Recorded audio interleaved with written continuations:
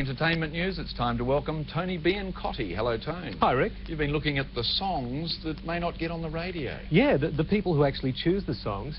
You see, there's so much new product coming out every week from the record companies, but only a small percentage will ever be heard on the commercial stations. So if I made a record, it might not get on the radio. Rick, I've heard you sing it, and apart from that handicap, the programmers out there, they have to make sure that they're dealing with hits. It's a really serious business, programming, and there isn't too much room for mistakes. Record numbers of releases are coming our way from the record companies via radio. Each week, Brisbane's B105 and 4MMM get 15 to 25 new albums and singles, and it's the music director and program director's jobs to listen to them all.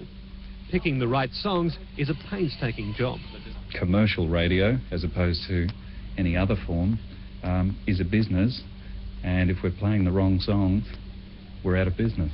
So if we make a half a dozen wrong decisions in the space of, like a couple of weeks, it could really affect what our listeners think of this radio station. Out of all the new releases, usually only 2 or 3 will make it into the commercial playlist. There's a lot of competition between the record companies to get their product exposed on the radio.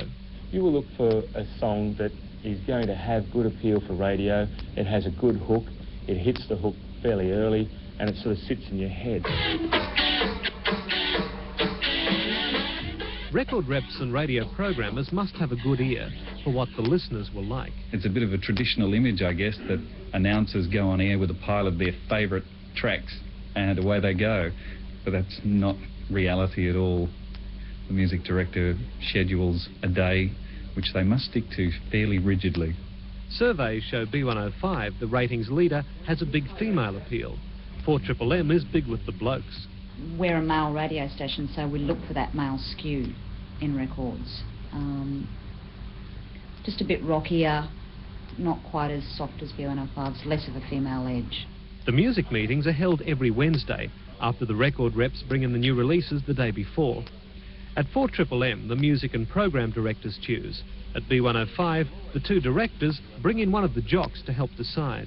Better music variety. This is the new sound of B105, a brand new song to play for you right now. Taylor Dane on her way to Australia later in the year. The public say is important to both stations. At MMM, the evening show Radio Free is driven by listeners' requests. A Radio Free Brisbane. Song discovery. Some more brand new music for you on your radio. This one comes to us from Adam Keenan from Organ Flower. Yeah, it's from U2's new album called Super. This one's called Numb. Take that. The record companies reach most listeners through the big commercial stations, but the ABC's Triple J is very important for exposure. It can afford to be more adventurous and break more alternate acts, and even though it might only have about 5% of the market, that 5% is usually very active in buying and trying new product.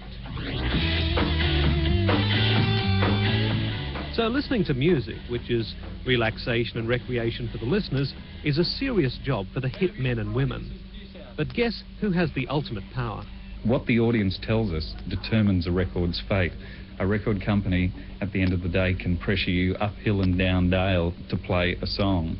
But if the audience clearly hates it, there is no way B105 will play it. Yeah, the public has the final say. And Rick, tomorrow night we look at the situation inside the record stores, the competition for sales, and also how the charts work.